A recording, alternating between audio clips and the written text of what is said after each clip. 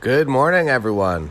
We are back from the Outback Steakhouse in Cancun in the Isle of Dogs, and I have some important things to bring to you. Actually, really nothing that important happened on this trip. Went to Outback Steakhouse, had some food, got on the ferry to the island off of Cancun, Isla Mujeres. Hopefully I'm pronouncing that correctly. We were there for a very short period of time, and we went to a dog sanctuary that was called the Isle of Animals, not the Isle of Dogs, as I was told. And nobody bought a dog, rescued a dog, which is impressive. Really wouldn't have suspected that going in, how amped everyone was yesterday.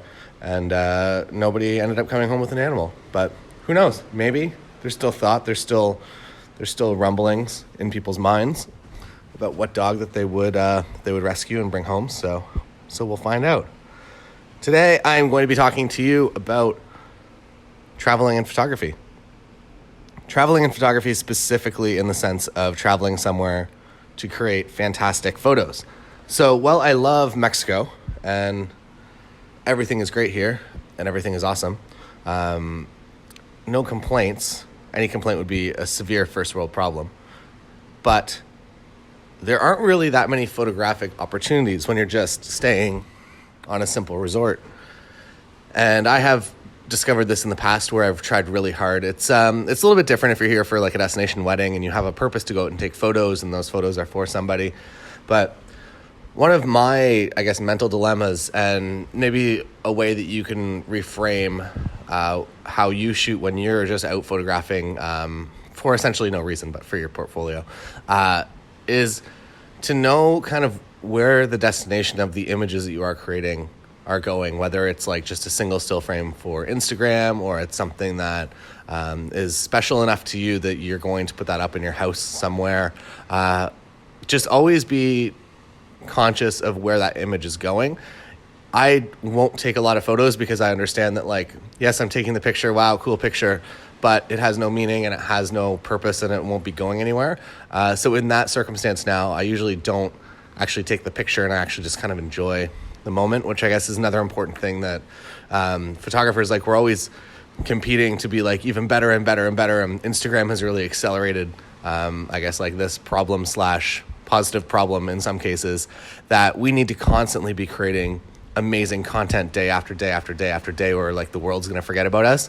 That's just too much mental stress for one person to carry. There's no way you're going to compete with the entire internet that is constantly creating. Since this podcast started, there's probably been 1,000 images taken that are absolutely amazing, out of this world, that I personally will never take anything even remotely close to, as far as either location goes or quality of light goes or just an amazing moment goes. And if I was to compare all of my work against the entire internet in every genre, I would probably not have fun as a photographer.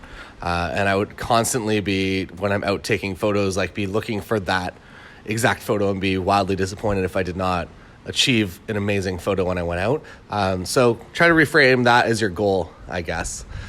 So if Mexico and a resort in Mexico specifically, there's lots of beautiful places. Mexico is a very big country, obviously. There's lots of amazing places that if you want to go and do landscape photography that you can. A resort is not the place for it. So if you are looking to have a photography vacation, there are a few options that I recommend that are, I would say, when you go on a photography vacation, you probably want to do your best to bring another photographer. If you bring your spouse and they're not a photographer, you're definitely going to be kind of limited in the amount of time that you're able to kind of spend out doing photography. And if that is the sole purpose of the trip, maybe plan another trip with them and then plan this as a side trip. The hard part with that is that these trips are all kind of once in a lifetime, so maybe find a way to balance that. The number one trip that I would recommend for photographers, so start saving now because it's really, really damn expensive, is Antarctica. So Antarctica we went to last February, or 2 Februarys ago, I guess now. And the reason that we went was because it was on myself, and if you watch our YouTube content, or if you've watched the Antarctica documentary, my friend that looks like Matt Damon, he and I wanted to go to Antarctica, and it was like the thing that we wanted to do over the next 5 or 6 or 10 years, because It's quite a trip. It's not only a financial commitment, it's also quite a time commitment as well. And while we both are fortunate enough to have the finances to do it, it was finding like the 22 days that it essentially took us to go down to the bottom of Argentina, get on the boat, go and do the Antarctica cruise, which is like kind of 12, 13, 14 days, and then come back and fly home. We didn't have that time luxury. I have a lot of flexibility. That's one of the reasons that I'm a photographer. But that flexibility usually comes in like 1 week increments where I can do something from like Sunday to Thursday pretty much any week. But to do something from like February 2nd to February 24th is a little more challenging. So we had essentially one window of opportunity, and we booked the trip through a company called Quark Expeditions. They're really fantastic. They did a great trip. And maybe like 2 weeks after we started planning this trip, this would have been in December, we were kind of like, like maybe should we play with the idea of going in February? We had this one window of a time that would work for both of us. And later that day, we both signed up for their email list, and we got the email blast that trip was $6,000 US off. And this was coming from like, I think it was $11,000 for the room that we were both looking at. So they basically half priced it. And we were like, well, if there's any sign that we should go, maybe it's this, that they just like instantly half priced what we were looking to do. And we're very happy we didn't book on that first day because we saved a significant sum of money by waiting. So we booked that trip, and then we got our friends Michael and Donna. We were like, we're going, so if you want to come, I feel like this is the only time that you're ever going to be able to do something like this with like friends. So they hopped on the trip as well, and they came down. And I guess like the coolest part with Antarctica is it is one of the locations. If you're anything like me, I watch a lot of documentaries, and I really only consume documentary or content based on real things. I find that's the most interesting for me to listen to or to watch on TV or go to the theater and watch. And Antarctica is one of the places that I have seen probably hundreds, thousands of hours of over my lifetime as far as documentaries go. And that was what kind of piqued my interest, and that's what made me originally want to go to this continent. Also, it's kind of, I don't know, like a cool thing to be able to say that you've been to all the continents as well. I didn't really understand how many photographic opportunities there were going to be when we were there. I understood that like landscapes were going to a really, really unique environment. There's probably going to be some photographic opportunities. I didn't really know what the weather was like there. So it turns out the weather is like, it was plus 5 degrees when we were there. So you go in plus 5 Celsius. So what's that, like 42, 45 Fahrenheit? So you go there and you take the boat. So you fly down to the bottom of Ushuaia in Patagonia, and that area alone is really, really cool as well. If you've ever wanted to kind of explore that area, I feel like if you live in North America like we do, or Europe or anywhere, plan a couple of days to like go and get lost in the mountains, or go to Chile first and see whatever you want to see kind of down in that area, because you might as well take advantage of that opportunity. So we did that for a couple of days, and then Ushuaia is where most of the boats leave. I think you can also leave from South Africa as well. I think it was a little bit more expensive and a different cruise provider. And then I think there's also one from like New Zealand as well that happens a little bit, or that might be a flight, I'm not sure. So we decided to take the boat. We wanted to be, we felt that crossing the Drake Passage was a little bit kind of a rite of passage, that if we booked the one that you just like fly to Antarctica and then you're just there, we felt that that wasn't really the right way to do it the first time. If we go back, maybe that's an option. But as far as like cost goes, and as far as I guess like simplicity in my mind went, it was easier to book the cruise, because if you're booking a flight, there's a lot more of a chance for weather delays. If you book the boat, they will run you through the Drake Passage regardless of what it's doing. So it's either known as Drake Lake, and it's beautiful and calm and everything is awesome, or it is basically all the videos you've seen on YouTube about boats like pretty much going completely underwater because of giant waves and just like swells and just general ocean insanity. That's the other option that you get. So they considered, I think, to be a 4 out of 10, and a 4 out of 10 was more than I've ever experienced on a boat. And it was, there were definitely some moments that were like pretty terrifying. So you get like this, like, that was the thing that I was the most worried about as well, was the Drake Passage. So you're cruising along, you have like this huge buildup of this uncertainty, and then you get to the Antarctic Peninsula. So we were doing just kind of the basic Antarctica, I guess basic air quotes, Antarctica Peninsula trip. So we weren't going really, really far south. We weren't going to see emperor penguins, sadly, but we got to see a lot of other penguins like Adelies and gentoos and all kinds of wildlife. So we get down to the peninsula. You kind of like bomb through the Drake Passage. You go really fast, and then your boat switches to glycol as fuel, and it's like really crazy expensive. So once you're kind of like into the Antarctica waters, you don't really go too far. So if you're in the peninsula, I don't really know the exact metrics, but I'm going to say we didn't really go more than like 100 miles away from where we kind of came in and set up anchor that first night, just because there was so much uniqueness and so many crazy landscapes and so many things to do within kind of just the peninsula. And it is, I would say, everything that I like about mountains all jammed into one place. And that means, and also I guess like the thing is that when you go in the summer, because February is summer there, you pretty much have 24 hours of daylight. So the sun will set around like maybe 12:30, 1 a.m.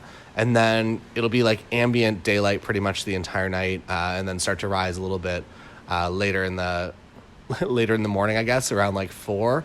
But if you're outside at any point, really you can kind of see what's going on, which is really cool photographically because the weather patterns there, they weren't as volatile as I expected. I really did expect it to be like an Iceland style thing where it's like, oh, cool, it's sunny. Oh, crap, it's like now hailing sideways and it's really uncomfortable and miserable here. Oh, now it's raining. Oh, now it's like really cold. That's not really the case. It's just kind of, it was fine the entire time we were there. It was cloudy a couple days. It was beautiful and sunny a couple of days. But no real like insane weather to report of, like what I've seen in documentaries at some of the stations where it's just like barren icescape with just like howling winds all the time. It was like, honestly, it was pretty comfortable. You could stand out on the deck if you wanted. There were a few windy days, but most of the time it was pretty good. So warmer than you would expect, which was a little bit weird. Maybe a hint to global warming, but definitely comfortable all the time. And the photographic opportunities that exist there, I figured like, oh yeah, there'll be some cool landscapes, some mountains, whatever. I'll do some photos. The thing, I guess I did know this, but I didn't really understand how incredible it was going to be. That if you go through Quark specifically, I think there's a few other companies that do this as well, but there are also companies that do not do this, that you're allowed to get off the boat. So you get onto Zodiacs and you go for a cruise through the icebergs and you like get to get really up close to the animals because none of the animals are afraid of you, because there's no real predators down there and everything is protected. So you can just like kind of roll up 3 feet away from a seal that's just chilling on an iceberg, and they are totally cool with it. They'll look at you and be a little bit interested.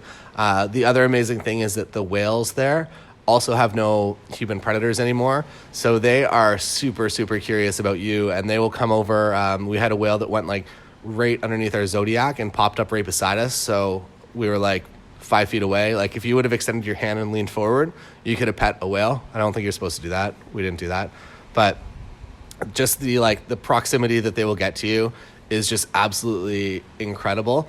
The crab eater seals, nothing actually eats crab there, but they're called crab eater seals, and they're probably the most inquisitive natured of all of the animals, I think. And they would like come from, because you'd kind of travel as a team of Zodiacs in case like somebody falls in or somebody breaks down or whatever. The crab eater seals would like come to where like our Zodiac was, and they'd like pop their heads out of the water, and they sound like dogs. They basically, it's like swimming bulldogs, which is like super funny. So they would come and like look at you from like super close distances as well. Like they would be like touching the boat and like jumping up and trying to get into your Zodiac, like on the side of the rubber. And it was just like super cool to have that happen. And then as soon as they got bored with you and they're like, oh, whatever, these guys suck, they would go to the other Zodiac and give them like the same experience. Almost like it was like this choreographed thing that they just put on and like pay these guys to do in food. But I don't think you're allowed to bribe the animals with food. And so that was just like kind of the coolest. All of the wildlife that you come across. So bring a long lens for that. I brought the Nikon 80-400, and I felt that was good enough. I had a 2-time extender as well, but I don't think I put it on a whole lot. One thing that I would recommend, and I'll also recommend this for the next place I'm going to talk about as well, is to do more wider shots than you would expect. I feel like whenever you start seeing cool animals, you just want to get those like nice tight close-ups that are like really, really amazing, like National Geographic like full page spread shots of animals. But what I've kind of learned is when I go back that I have a lot of images of animals, but I don't have a lot of kind of wide shots that actually show the entire scene. So if I can give you any advice, like have a wide body with you, have like a 45 on it or a 50 or a 35 or a 24, just to go out and to be able to do kind of shots with that, because you do get lost in almost like the fun of taking the pictures and like the quote unquote hunting of like images and shooting like animals really up close and getting those tight portraits. And at some point, because that is so random and you become so addicted to it, you forget to do the wide shots that are actually a little bit, that show the experience and actually bring you back to that place a little bit more. The other thing that I would recommend on this trip and other trips as well is to, if you don't yet do video, I think that is the way, that if you can make a 3 or 4 minute like highlight video, or if you want to like get super ambitious and make, we did, I think the documentary in Antarctica was like an hour and 5 minutes or something.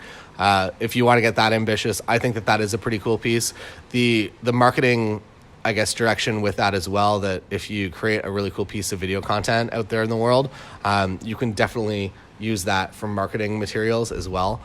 We rented a theater and we had a bunch of our friends and family and a bunch of other like colleagues and clients and everybody come out to watch this thing in a theater, which was a pretty cool experience. And then also I don't really know of anyone else that does that. We've done that like 3 or 4 times now.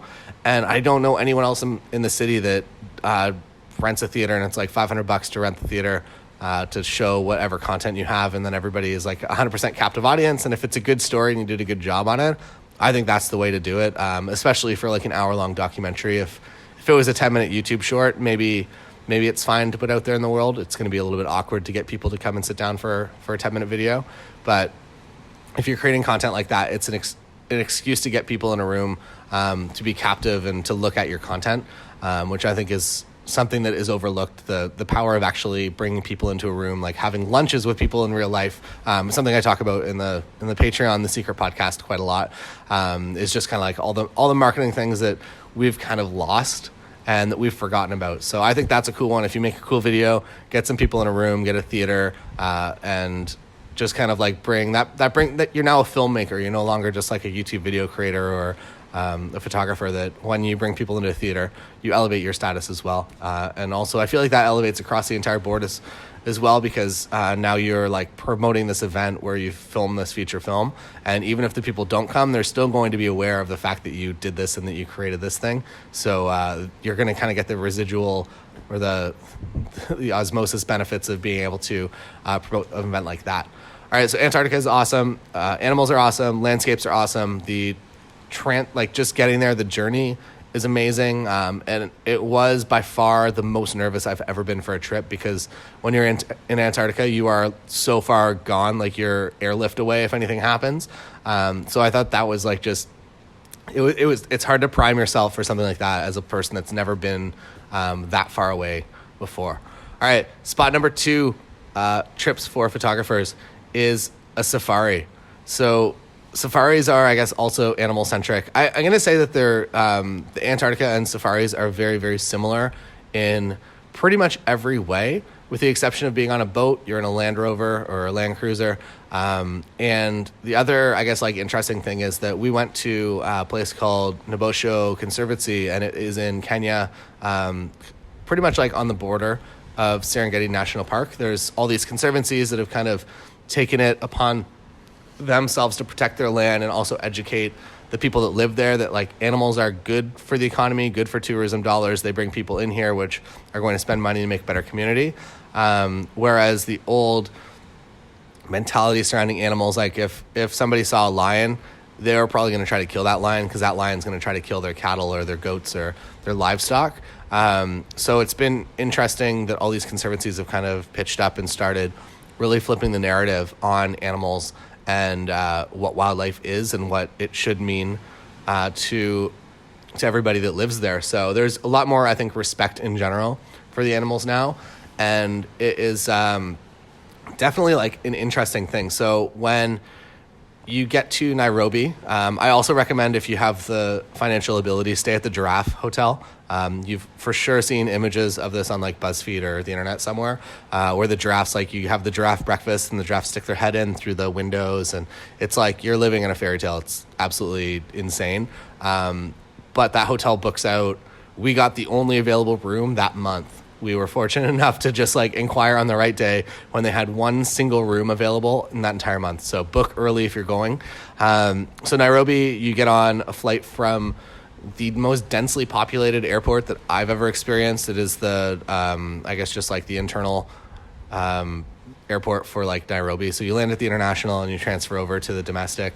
And it is just like, I guess like we later learned the story was that nobody really, if you live somewhere that's really far away, you probably have an airplane rather than a car in a lot of cases, or at least you have kind of both, because there's no way you're going to drive out to where we went to, and that kind of goes along with everyone else. So a lot of people have their own like Cessna 152s, 172s, or there was a lot of helicopters too. So at one point we have this video clip of like 4 helicopters being airborne and like taxiing with like with a Piper also taxiing, and it was just like, it's madness there. So busy airport, you get on your flight and you fly out to a patch in the desert, which is exactly what you would expect James Bond to land at, that it's just like this flat piece of dirt out in the middle of absolutely nowhere. The way that I'm going to call it a taxi service, the way that the airplane goes is that it just like, it hops from all of those different airstrips. So if you're trying to book a flight to like wherever and it's like you have 5 connections, it's because they stop at 5 of these other airstrips in the area before dropping you off. So don't fear. And then you land at yours. If you've coordinated things correctly, you'll have a driver there. The driver will pick you up. We also went through Isilia Africa, which ended up being like an amazing company and an amazing experience at the Nabosho Conservancy. And they pick us up. They drive us to the safari camp, which is like the most glamping, tented, beautiful camp that's ever existed in the history of time. There are no fences, so you have your Askaris who are basically, they're trained in some sort of strange weaponry. Nobody seems to have just like basic weapons training, but one of the guys on the camp was, I guess like he could shoot a bow and arrow the farthest. I don't know with accuracy or not, but he had like the Kenyan record / I think world record for bow and arrow shooting distance. So he's like an archery expert, and there's other people that do other things. Anyways, they escort you to your tents, especially at night. They have to go with you. And it's, you really train your mind with your flashlights to just kind of be searching the horizon and to know, because there's always going to be animals watching you at nighttime, which is like really, really creepy and weird. But when you scan your flashlight around the horizon, you'll start to notice the size of the animal's eyes. And small eyes, totally fine. But if your flashlight catches like a lion eye or something that just like lights up, it's quite a nervous moment. Anyways, these guys will help you get you to your room, and they're super aware of where animals are. So if there's like a lion pride that's kind of like moved into a section of the camp, which happened, they know to like, hey, maybe give them like 20 minutes before trying to crash them and go to sleep. But you are literally sleeping out in the middle of the wild, and you will hear things all night. You will hear all kinds of different types of animals. You will hear lions fighting. And there was like the day that we showed up, I guess, I don't quite know my family dynamics in lions, but one of the prides killed one of the baby cubs of another pride, and that happened where we eat breakfast. For whatever reason, just randomly happened like right in that area that's where that kill went down. So it was like, welcome to Kenya. Also, just so you know, this happened earlier today, so maybe just like be extra cautious for a little bit. But to live kind of in that environment is really crazy and interesting. It shows you, I don't know, I feel like it gives you an entirely different perspective on life by going to this place. So photography opportunities for safari for Kenya, you're probably pretty aware. If you're in Serengeti National Park, the landscapes are absolutely amazing. Really, really fantastically cool landscapes. You just like hop in your Land Cruiser and you'll have a guide and he'll just drive you around. They're also, I guess it's like kind of a life or death thing that they've always had to be able to understand where animals are and spot them from quite a distance, even if the animals are hiding. So Ben, our guide, was like, we'd be driving down some pathway, like on our way to go to somewhere, and he would stop the car and he'd like point and be like, lion. And he would point directly at the lion. And Tim and I, Tim, my video guy, and I went down together, and we're just like kind of like staring at this bush, and we're like, and we both have good eyesight. We don't wear like we have proper eyesight, and we're staring right at it, and we just can't see the animal. And then it'll start to move or something, and you'll be like, okay, like I see it. Anyways, like Ben and all the guides are just like, they're ninjas when it comes to being able to see animals because of, I guess, like the life or death nature that's built into that. So you just drive around, you go see animals, you wake up really early in the morning because golden hour there, or morning golden hour, is very, very short. So you want to be wherever you want to be. You can't be like driving to try to get somewhere because you have maybe maximum a half hour of like really, really incredible light in the morning. But that incredible light is like beyond what I've seen in North America, at least, because it's I don't know, everything is just like so nice there, and the reflection, I guess it's kind of like being at like a beach or anywhere else that you're just like in a field of like nice warm colored things. Everything reflects really, really nicely and creates kind of this warm halo, but it lasts a very short period of time. So be where you want to be and get there and just like post up shop and just be ready for it. Whether that means like one of the days you try to go find some lions for sunrise, and then the next day maybe you shoot some landscapes. The trees there, we call them the doctor's office trees because it's like the typical cliche Serengeti tree that's in like every doctor's office with a stupid quote underneath it. But they're incredibly fun to photograph. They're like, every tree is so unique and interesting. I understand why they have become a cliche, because that's pretty much like I could have spent 3 weeks just finding different trees and photographing them. And I'm not even into trees. I was there for, I guess, the animals primarily.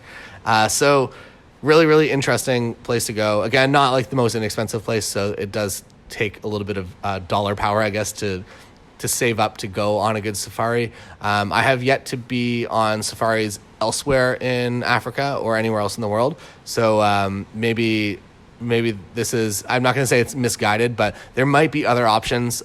We went to Kenya, we went to Nabosho, and it was absolutely amazing, and I can speak to that. So if you're interested in any sort of like safari or just like going out there in the world to photograph animals, check out Isili Africa. They're in a few different spots within Kenya and I guess like that area of Africa.